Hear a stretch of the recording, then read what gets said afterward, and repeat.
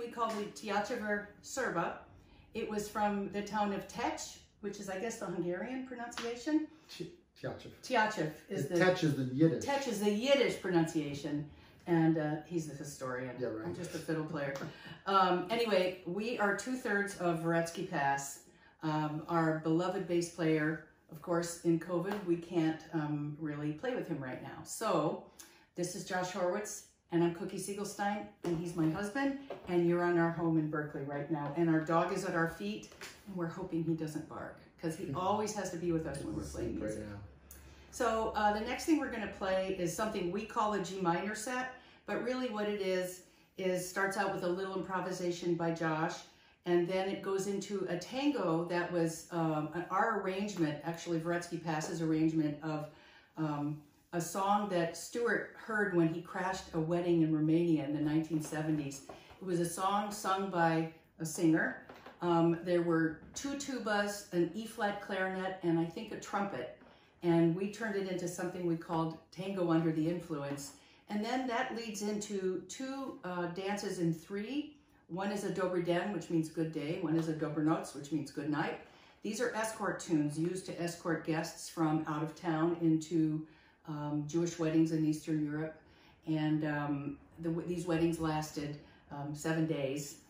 And so music was a very important part of these celebrations. So those 2 tunes will follow the tango, and then we go into a Crimean Tatar piece that we call Tatar Sherlonga.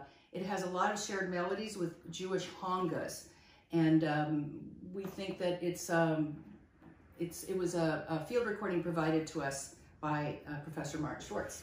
So here's what we call the G minor set.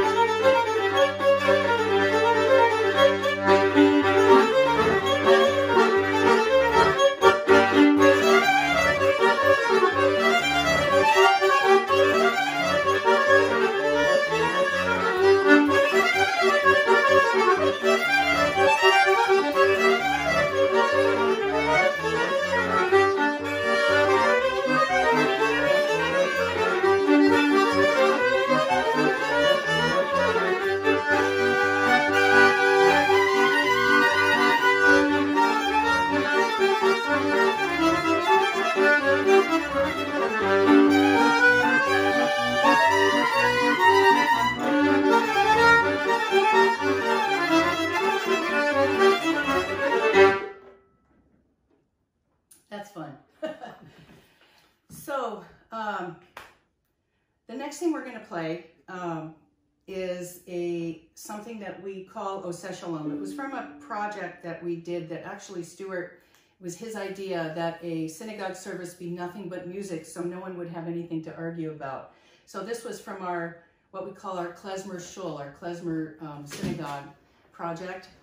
And it's just called O Seshalom, and it really comes from probably late 19th century Polish melody. A lot of the Hasidic music was taken from secular music, and it was actually considered to be a good deed to do that, to take a secular tune and turn it holy.